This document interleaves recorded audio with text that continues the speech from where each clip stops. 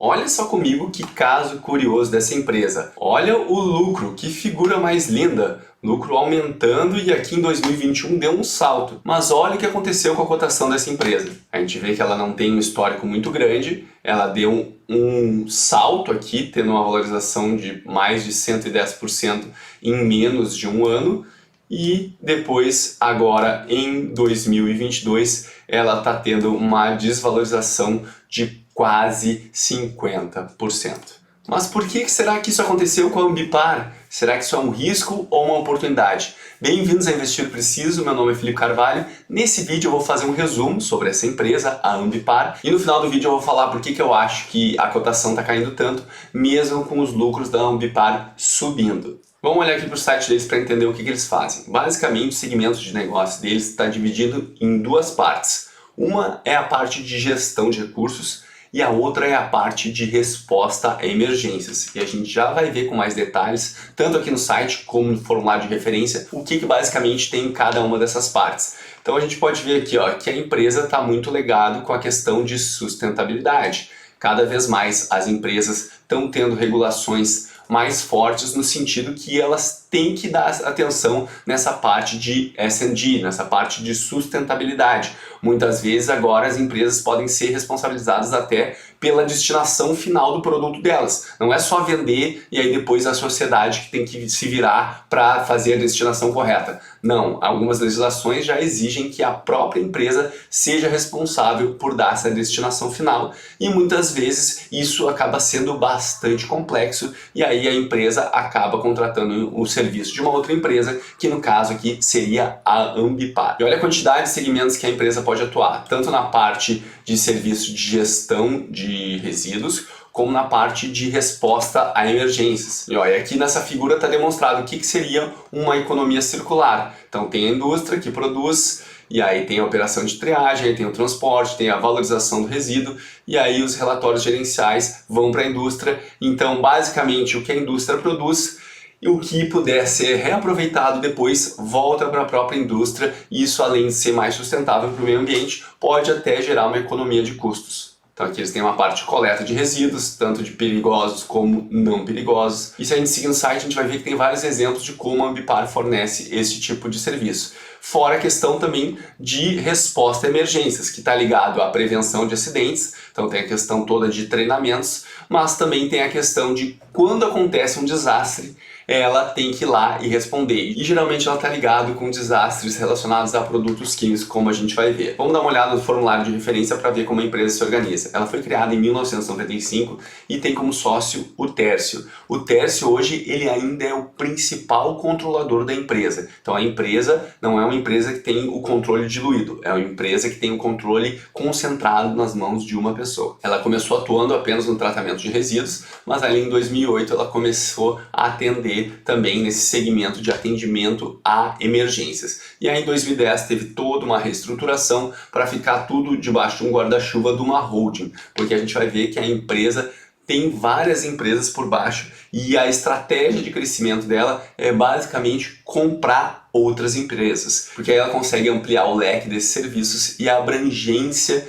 que ela consegue distribuir esses serviços. A Ambipar não está apenas no Brasil, mas sim no mundo todo. E se a gente seguir lendo aqui essa história, a gente vai ver que fala várias vezes. Comprou a empresa tal, comprou outra empresa. Só em 2020, olha a quantidade de aquisições que a empresa fez. Na verdade, em 2020 não foram tantas, mas em 2021, olha isso aqui, olha quantas empresas ela foi lá e comprou. E agora, depois de ler aquele documento, a gente já tem que ficar mais esperto com esse crescimento absurdo aqui que teve de 2020 para 2021. Foi através de novas aquisições, o que não tem nenhum problema a empresa crescer através de novas aquisições, mas a gente tem que ter bem ciente que não foi simplesmente uma melhoria dos processos já existentes ou uma venda muito maior do que estava acontecendo anteriormente. Se tu põe mais empresas debaixo do teu guarda-chuva, é obviamente esperado que a tua receita vai aumentar e o teu lucro vai aumentar, mas só no futuro a gente vai conseguir saber se aquele valor que tu gastou para fazer essas novas aquisições e se as sinergias que são esperadas dessas novas aquisições, elas vão fazer sentido.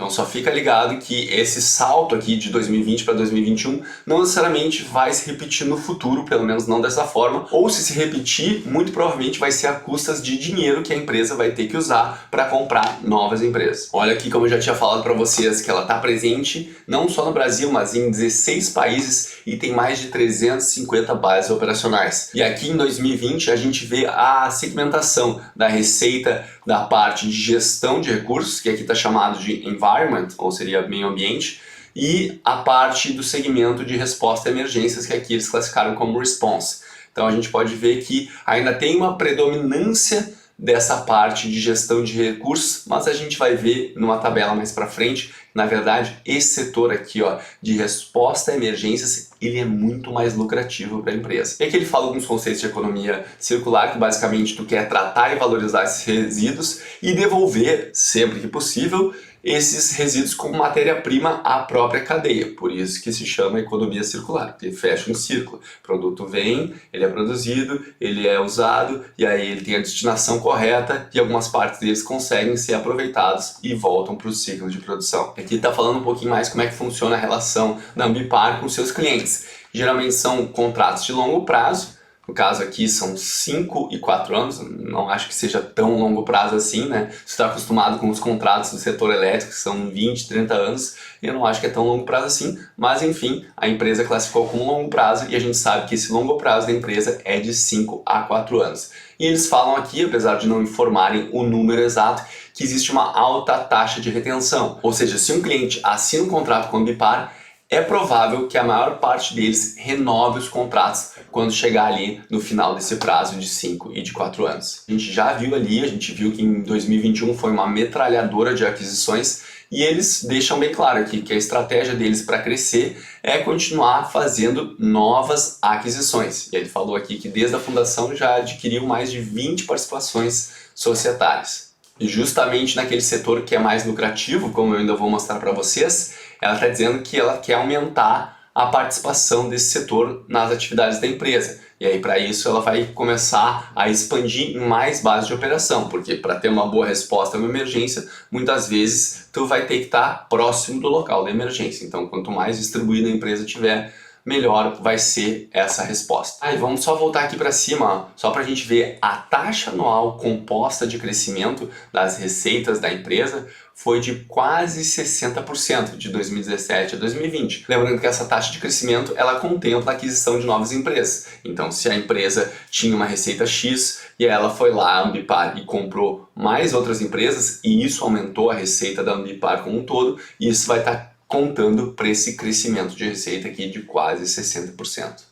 E aqui a tabela que eu tinha prometido para vocês, a participação de cada segmento na receita, e a gente pode ver que desde 2019 até 2021 é basicamente meio a meio, no caso aqui o environment acaba sendo um pouco mais representativo, mas isso aí vai flutuando ao longo dos anos. Só que olha aqui em relação ao lucro. Lembra que eu falei para vocês que o setor de resposta a emergências ele é muito mais lucrativo para a empresa? Olha que absurdo aqui, ó.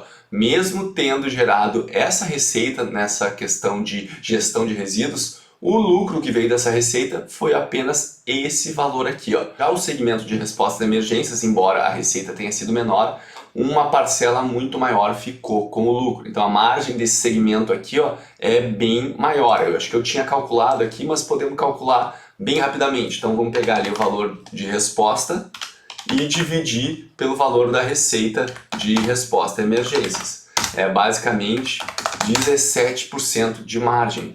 Já o setor de gestão de recursos, ele é um setor bem menos lucrativo para a empresa. Olha isso aqui, não chega nem a 3% de margem. Então é importante a gente verificar como que isso vai evoluir ao longo do tempo, se esse setor de gestão de recursos ele vai se tornar mais lucrativo ou daqui a pouco se a empresa vai realmente investir, como ela já falou ali acima, para transformar esse setor de resposta a emergências mais representativo dentro da empresa, o que vai dar um resultado melhor para ela. E aqui nessa figura está só contextualizando que essa questão de gestão de resíduos ela é um problema global. E olha que interessante, geralmente quanto maior a população, maior é a parcela dos resíduos que aquele país é responsável. No caso aqui a China, ela tem praticamente 18% da população global e é responsável praticamente por 16% desses resíduos.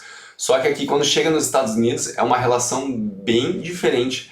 Eles não têm uma população tão grande em relação ao total da população mundial, só que eles respondem bastante pela produção de resíduos do mundo. Então aqui está até chamando a atenção. Eles representam 4% da população global, mas geram 12% do lixo municipal global.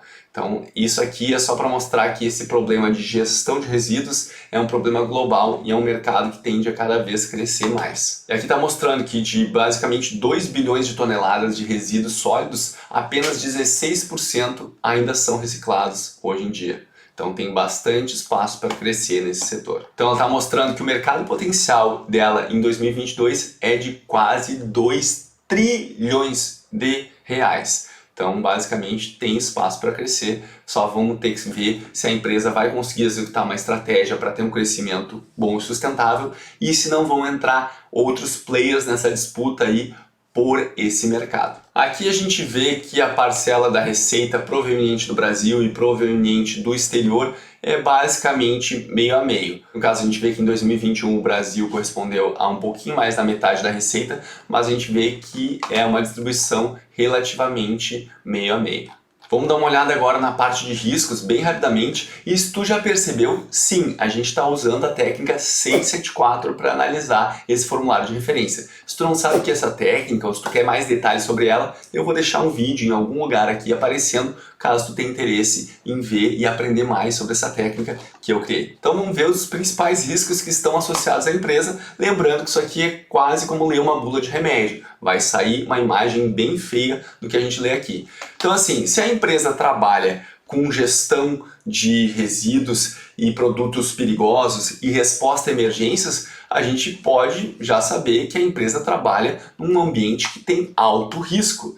E justamente se é uma empresa que busca oferecer o serviço para os clientes, de evitar esses acidentes, ou se eles acontecerem, de ter uma resposta muito rápida para que os danos não sejam muito grandes, imagina se a Ambipar, no meio da sua atuação lá, ela faz uma falha. E aí, por causa dessa falha, o desastre fica pior ainda. Nossa, isso é um risco reputacional muito grande, porque, imagina, é como se tu contratasse a empresa de segurança e aí vão lá e te assaltam. Aí tu fica, putz, para que eu tenho essa empresa de segurança aqui se ela não evitou o assalto? Então é muito provável que se isso acontecesse, as empresas, muitas delas iriam repensar se elas iam continuar querendo ter contratos com a Ambipar ou até mesmo novos clientes não iam fazer essa assinatura desses contratos em virtude dessa imagem ruim que daqui a pouco a empresa pode vir a passar em algum período dos próximos anos. Outra questão que é um risco, lembra que eu falei para vocês que ela tem que ter base em locais bem diferentes para conseguir ter uma resposta mais rápida, especialmente no segmento de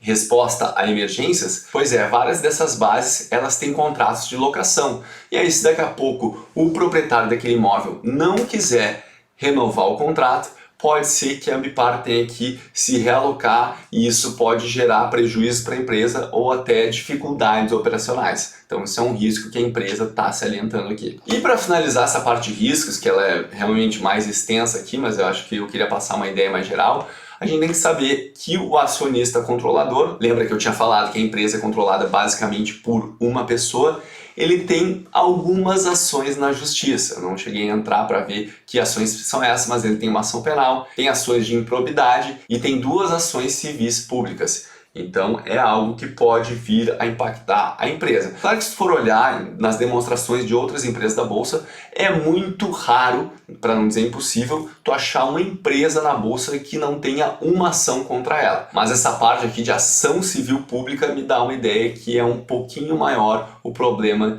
que a empresa está enfrentando com a justiça. Muito provavelmente pela natureza do negócio. Vai que teve algum desastre ambiental e estão dizendo que a Ambipar ela não foi muito eficiente na resolução da emergência ou em evitar esse desastre.